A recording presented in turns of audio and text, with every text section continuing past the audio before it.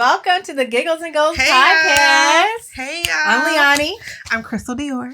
And we're here to share some really awesome things about business, entrepreneurship, life. Yeah, I think when I think about what this podcast is about, I think it's about pulling our corporate girly experiences, our entrepreneurial experiences, and sharing it with people who are like us, like those unicorns who we can put on a suit, but we also want to do our own thing. Exactly. That's what this is. We got our own little flavor. I like to think of us as your CEO bestie. Yes. Your homegirl at work bestie. Yes. That's who we are. Welcome to the club. Yes. Before we jump in, yes, all of you all should take a moment. Yes. And subscribe. Go ahead, subscribe. Follow us. Because you're going to want to be here. You're going to want to do this. You want to, wind down after work on a Thursday when it feels like a Friday. And you just want someone to make you, bring you into your Friday. Yes. Tell your friends, tell your mom, tell your man. Subscribe. Yes. That kind of rhymed. Okay. How'd you keep? How'd you write? Okay, let's get serious. Go ahead. All right. So what's next? We introduce ourselves. We're new at this, obviously. So we want to start with our icebreaker, which is an elevator pitch. So that's a corporate term, like doing your elevator pitch. So we want to do it in a different way because we want to do our entrepreneurial, who are we elevator pitch. So we're going to try to tell you about ourselves in a minute. Mm-hmm. I wish I had a timer, but mine's going to be real quick. Okay, go ahead. Yeah. You go first. Okay. So 3 words or 3 phrases. Mm-hmm. Who I am, my elevator pitch is, I'm an interior designer, operations enthusiast, power team coach. Oh, that was real quick. Dang. Mm-hmm. Okay. All right. I love it. Do you want to give us more? Yes. So how'd you get here? So how did I arrive here in this podcast? Why do I feel like I could have something to share? Uh-huh. Because I've been a full-time entrepreneur for 6 years. Mm-hmm. I started my business as an interior designer / home stager. Before that, I spent some time in operations and project management. And I feel like I have a lot to share about growing, managing teams and businesses, and doing it in a cool girl way. I love it. Mm-hmm. Okay. So mine, now she has me nervous. Okay. So. Top that. Right? Okay. Saying. I would say I'm a blend of a corporate climber, a serial entrepreneur, a mindset coach, and everyone's biggest cheerleader. That's how I would describe myself. I think I do everything with a sprinkle of professionalism and a sprinkle of humor. And when I think about how I got here, I would say I've been an entrepreneur since I was 8 years old. And I think the reason why I have something to tell you is because I failed. I have failed a lot. I think you learn the most when you have failed a lot. And I think I have always failed up. And so I'm grateful for that. I don't think I've ever gone backwards. I've always gone forward with my failures. Have gotten bigger. Oh Lord, that sounds so bad. But I've done bigger things. And I'm oh, this didn't work. It's okay. I'm gonna do something bigger next time. Exactly. It's you take that leap, that fall may be pretty far, but it's okay. Listen, I've learned so much. Not even just about being a person who works full time for a corporation, but also being a part-time entrepreneur who wants to be a full-time entrepreneur. Yes. I've learned so much. And so I think I want to share my failures so that you don't have to fail the same way I have failed. That you can fail forward and, learn from my mistakes. So, yeah. Yes, there'll be plenty of mistakes being shared here. So yes, there'll be plenty of failures being shared going forward. Yes. Because we're still learning and there's still a lot to grow from in these seasons as entrepreneurs. Mm-hmm. So super excited to share those breakthroughs and things with you guys. Yeah. Our next icebreaker, I'm excited about this one. So it's called The Confessions of an Entrepreneur. Yes. So there are 10 words that we associate with entrepreneurship, and we're going to share something about each word. So the first word, Leonie's going to answer it first, but the first word is pivot. So I want you to share a moment where you had to completely change directions in your business strategy or your career. Okay, so the most recent one is with my home staging business. As you know, I moved it to a new city in a new state. No, same state, new city. And things did not jump off as well as I wanted them to and how much they needed to because everything had changed with the housing market. And when I launched the business in Houston, it did not catch on the way we had planned in our business plan. And so to make sure I could still maintain the work that I've done, I pivoted into interior design company / interior design consulting companies, meaning I consult with interior designers on how to run and grow their businesses. So that's what I had to pivot into, and it's actually turned out to be really fruitful. Yeah. Mm-hmm. You probably didn't realize how great of a teacher you were until you were pushed into a pivot. You know? Yes. So that's the exciting part, because although it might have felt like, man, this is not quite what I wanted to do in the beginning. But it turns out to be better. It turned out to be better. Oh my God. That's like the definition of failing forward. Failing forward. Exactly. Yeah. Yes. Okay. So for me, I would say I did a big career pivot. Like, I was a corporate marketing, higher education girl from probably the time I entered college until like 2015. Mm-hmm. And then all of a sudden I decided to quit my job and move across the country to go to grad school to be a counselor. And it was completely different. I studied business marketing in undergrad. I worked for NBC Universal. I worked for University of Phoenix. I worked for some small universities.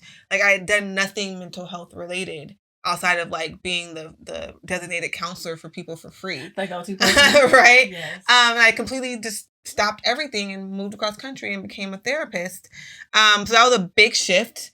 And although some people were just like, you're just going to like leave, and I was like, yeah. I would say, although when I first got there, I was like, what in the world? I felt like I was in Get Out for sure.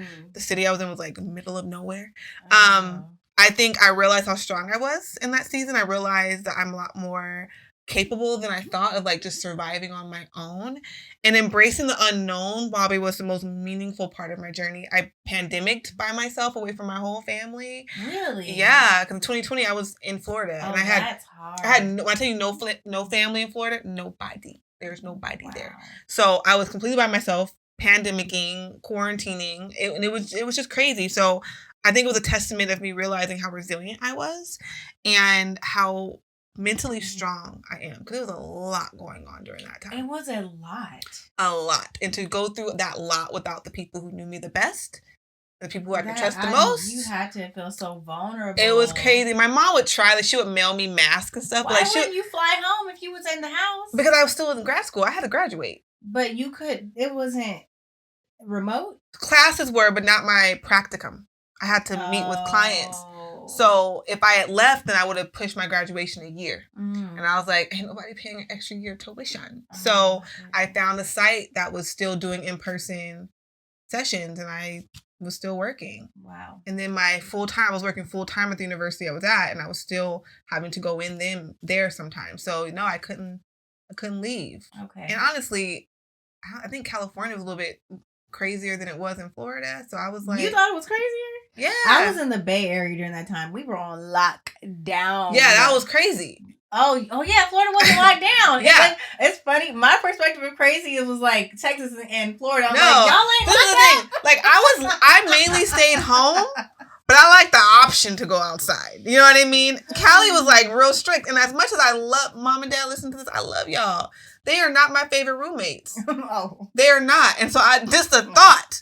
Oh, well, yeah. I was like, no. We'll have to go into my story on that later, but I'm like, I don't think I've ever went back to how I was before the pandemic, because now I'm in the house like 80% of the time, and I used to be out at least 50% of the time. No, it is harder for me to go. Like, I have to mentally prepare to go outside. Yes. You can't call me same day and think I'm about to go outside. I know. You have to give me 48 hours notice. I gotta prep my mental. Yeah. to know I'm about to be outside the house. Listen, you can't I need to know who's going to be there. Yes. How many people are going to be there? How many people? Will there be space 6 feet apart? Like, what are we doing? Right. Because I ain't trying to be in somewhere. No, not no more. Style. No. But, okay. Next word. Launch. Describe a feeling of launching a new product or service in 3 words. Okay. I put exhilarating. Okay. Scary. Yeah. Euphoric. Okay, big words. It's like, because euphoric, freedom. When I have a new business idea, I'm like floating. My I think heart high. is just like, Yeah. I love creating things. So I love launching stuff. I just found out that there is a market just to launch businesses to sell them. I love that. I would love to do that. Oh, girl, we got some stuff to talk about. Let me tell you. I have ideas. I've been on my research. Oh, that's good. We'll share it with y'all too, because that's meaty. Okay, my words are stressful. Yes, that's true. Exciting and hopeful. Mm-hmm. Because although I love ideas, I love starting new things, I stress over every little bit of it. Yeah, so, like, even you guys seeing this, I probably stressed to get you for y'all to view this. In front of you this day. Yeah. So you're welcome. You're welcome. Next word, fail. What's one failure that taught you an invaluable lesson? Take your time. Don't rush. Don't rush it. Don't rush it at all. Don't rush a damn thing. But I can expand on that throughout other podcast episodes, but I'll just leave it there. Take your time, baby. I think one failure that taught me the most was I was really excited about doing like a life coaching partnership with another close friend of mine, and it just went nowhere. Okay. And I was so disappointed. We put so much into it, and I promoted it and told everyone, and it went like nowhere. So it was a big failure, but I learned so much from it. I learned what I'm capable. I just learned a lot. I learned a lot, but it was an ego hit for me. So that's what I would say. Okay, next word. Oh, you'll like this one. It seems like your energy. You ready? Hustle. Hustle. What does hustle mean to you, and how has your definition changed over time? Okay, so I'm going to read what I wrote. Hustle to me, unnecessary. Hustle is unnecessary in this season that we are all in post-pandemic. We need to take a real inventory of what is necessary in our lives and for our mental health. And so for me, what hustle used to mean was no sleep, sacrifice everything, boss the walls optimism, and pressure to succeed quickly. Yeah. And now I just think being determined and consistent is enough. I don't need to hustle. I just need to be consistent. I like that. Mine is similar. I think hustle to me is burning the candle at both ends. Being burnt out eventually. Juggling way more than you can handle. But now I think it's more about working smart and not working hard, and working enough to work so hard, or work enough now so I don't have to work so hard later. So I think my end goal is to not have to work this hard. Or not have to work this much. So I'm trying to do it smarter. I'm trying to be more strategic than just doing a million things. Yes. That's what I'm trying to do. Yes. Okay. Exactly. Next word, number 5. What's one brand you admire and why? I admire Schiaparelli. They are a fashion house. Okay. And I love them because they just like, when I think about peak Leonie, I'm dressed in Schiaparelli. Okay, I need to look them up. I don't know what Schiaparelli. I thought it was a pasta. No. I was like, is that a red sauce? Or is that a white sauce? I didn't know. A white sauce. Jesus. I didn't know. Okay. Schiaparelli, girl. You know, so one thing I love to do, I love watching like fashion shows on YouTube. And Schiaparelli, I always go Schiaparelli, see whatever they're doing, whatever they're coming out with for the season. And Beyonce rocks Schiaparelli, Cardi, like all types of celebrities. It's a really, really, really great fashion house. But the way I describe them is sultry glamour. Is what I describe it. I don't really know. Wait, is it okay? How they would describe it? Is it a clothing line?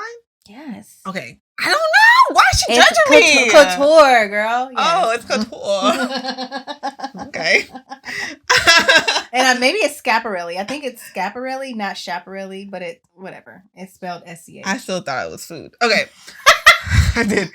Okay, so for me, the brand Therapy for Black Girls. Okay. I love that she niched it. She made it cool. She made it like a resource. It's not even just a resource for people looking for Black therapists. It's a resource for a Black therapist. So I love it. I think her brand, it just made something that seems so taboo in our culture, like touchable, reachable, doable. So I really like her brand. Like next one, innovate. Share an innovative solution you came up with, and what was the problem? Well, the one that came to my mind when I saw this, I'm like, well, I can't talk about it yet because I'm working on the innovative solution as we speak. Okay. I'm very excited about it. So, but you said what was a problem? Yeah. I guess I'll say with this innovative solution that I'm working on with my husband, is we've been working on it for 5 years. Okay. And it's been ups and downs. And so I have a thought about progress on that. I'll share later. But that's just been just the ups and downs. It's like we start and then there's long lulls of stopping, we pick it back up. So it gets put on the shelf a lot. Okay. Because of how massive it is. So it takes a lot of brain power to develop this. Okay. I don't know if this is a correct answer, but for me, when it comes to like organizing myself, I'm not I can help other people organize, but me organizing is a thing. So my innovative solution is like I have a million Siri reminders throughout the day that remind me what to do, like everything. Like my phone is always like, "Hey, you're supposed to do this." So that was my way of like keeping myself accountable. Cause I literally get a text message that says, "Hey, you're supposed to do your laundry today. Don't like." So I do that. I don't know how innovative it is, but that's my way of being on top of things, is using my resources. Yeah, so, I think you're headed in the right direction, and what you just said is related to what my innovative thing is. It? Okay, well I can't wait. We're all gonna find out together. Okay, so number 7, scale. What's one thing you wish you knew about scaling your business before you started it? You need a team to scale. That's why I am a power team coach. I learned that in this process, that you can do well as a solopreneur, but you cannot scale successfully without a team. Yeah, I think mine's the same thing, because I've done it before. I tried to do it before by myself, and it didn't go to the heights that I wanted to, because I am not excellent at everything. Right. And owning that and knowing that, like, yeah, you're great, but you're not great at everything. Right. So building a team who have strengths or you have weaknesses is how you scale. That's how you make the most of your time, and your business grows forward. So right. I agree. Okay, number 8, mindset. How do you maintain a positive mindset in the face of challenges? Okay, so what I wrote is I really want to live a light life. And not saying that I want to live like without any struggles or any hard moments or anything like that. Like there will be suffering in life, but the way I move through that is what I work on with my mindset, because I know things are going to be hard. I know that we will have tumultuous times, but I don't want it to burden me to where I'm heavy. And so I want to deal with it and then be able to move on and still live a light life. Does that make sense? Yeah. Yeah. You probably live longer too once you get to that life. I think positive mindset is one thing that I am confident that I do well. Now, do I internally carry stress? Yes. Yeah. But I think me using humor as my anchor is how I stay positive. I try to take myself too seriously. Although troubles come, they don't last always. Church people, you know. But I also push gratitude. I try in the midst of anything, find what I'm grateful for in the situation. Like, yeah, maybe like for me, I had a gas leak. Yeah, I had a gas leak, but I found the gas leak and I'm alive. So I'm grateful that I found it and I'm alive. Yes. Or, just trying to find the positives in things helps you reframe the situation. There's this quote that I've been seeing on IG. It's this, I guess he's like a inspirational speaker, Myron Golden. I've never heard of him. He's on TikTok. Well, I saw it on TikTok. But he said everything we tell ourselves about the future is made up. So if you're going to make up something, you should make up something that serves you. So, and that's true. We really don't know what the future holds. So why are you going to make up a future scenario that does not serve you? You're making stuff up anyway. So make up positive. It is a made up thing, but sometimes I'm like, but the probability of stuff and statistically, but you still don't know. So it's like you can't, even though you might know the probability, you dwelling on it is not going to change it. Exactly. So you might as well just speak the positives. I do approach that way of thinking in the moment. I feel like I used to let people ruffle my feathers so easily, and so like I'd be so angry, and I'm like, I'm not like that. I'm not doing that, because I want to have a very peaceful day today. I want to have a day that's going to be fruitful. I'm not going to give this energy in this moment, because it's going to mess up the rest of my moments today. I do this thing where I tell myself, like, I spend an hour on the worst case scenario. I'm my own devil's advocate for an hour just to get it out the way. Right.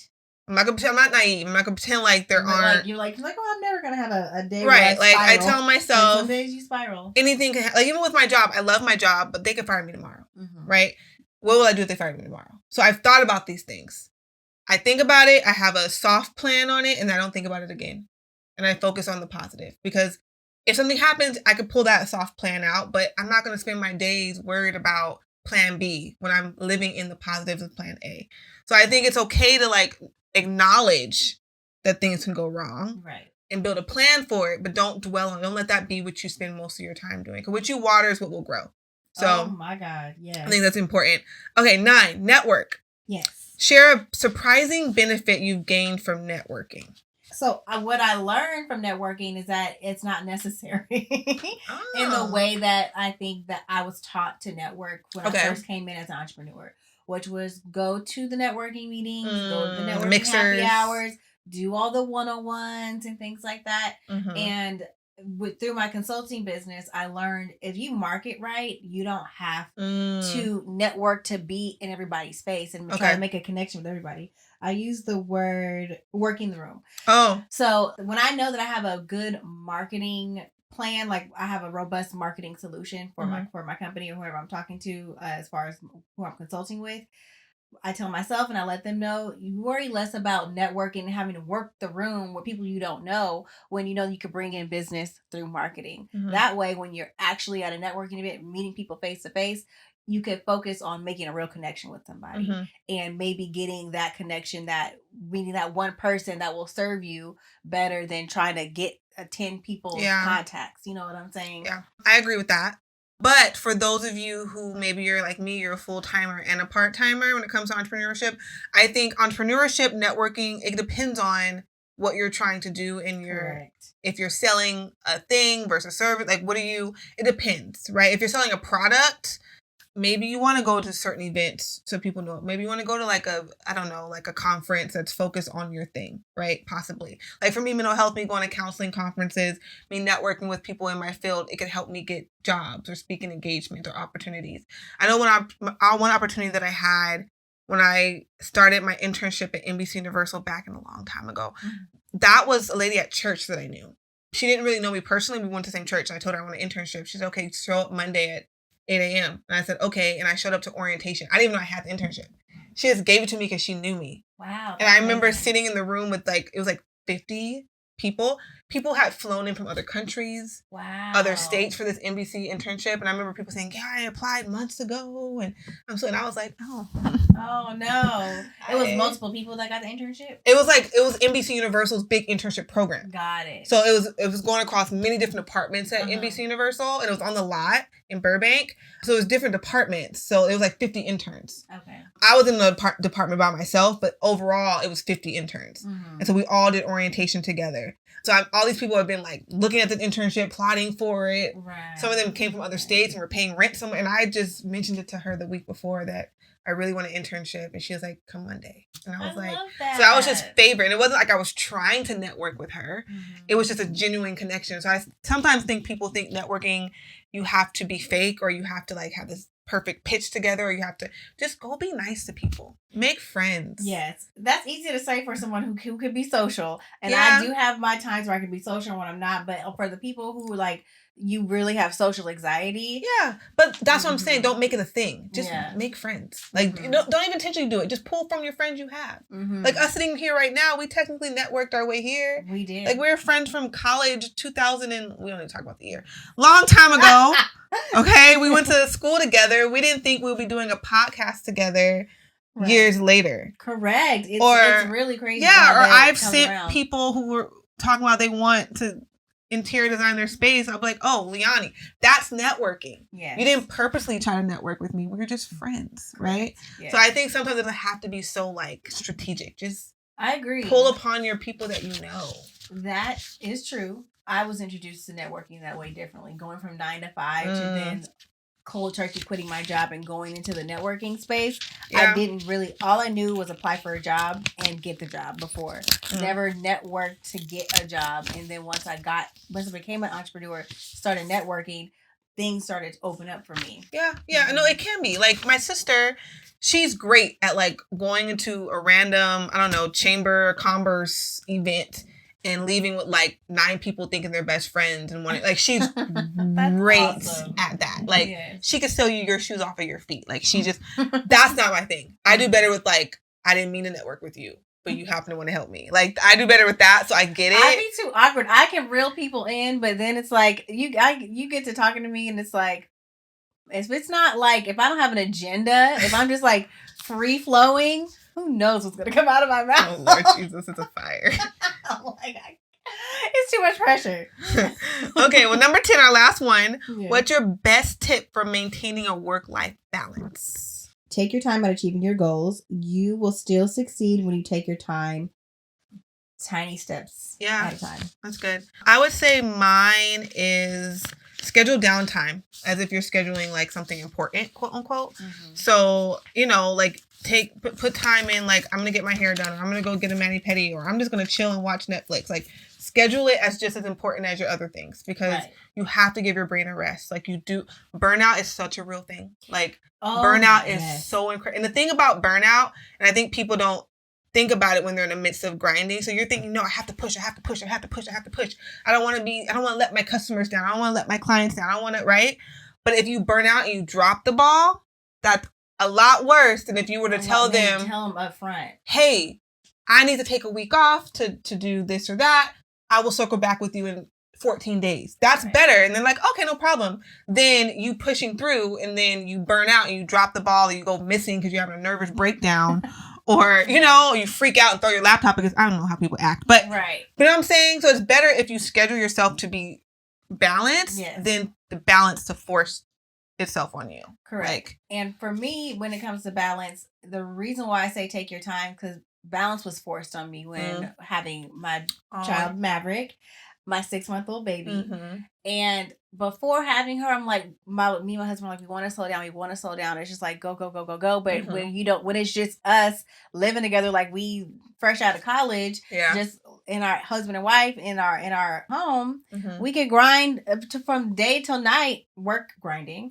And it's like, it wasn't until we had the baby where it's like, okay, we cannot do that. We cannot stay up all night working. Can't wake up at the crack of dawn to work. Mm-hmm. We need to have balance here so that we can spend time and like nurture this child. Yeah. So that's why I've had to do things a lot slower in business and in the goals and stuff that we have. Yeah. And it feels better, even though I'm taking my time. It just feels better. And I also think for you, because you're such an achiever, you're a high achiever. And I remember when you were pregnant and we're doing Bible study at the time or something. And we're like, oh, we're going to take off for a week or two. You're like, no. You're like, no. I was like, I'll be here. And then we're like, giving birth that week. Birth that week. I was like, I'm like, I'll have the baby on Sunday or Monday. I'll be there on Wednesday. Yes.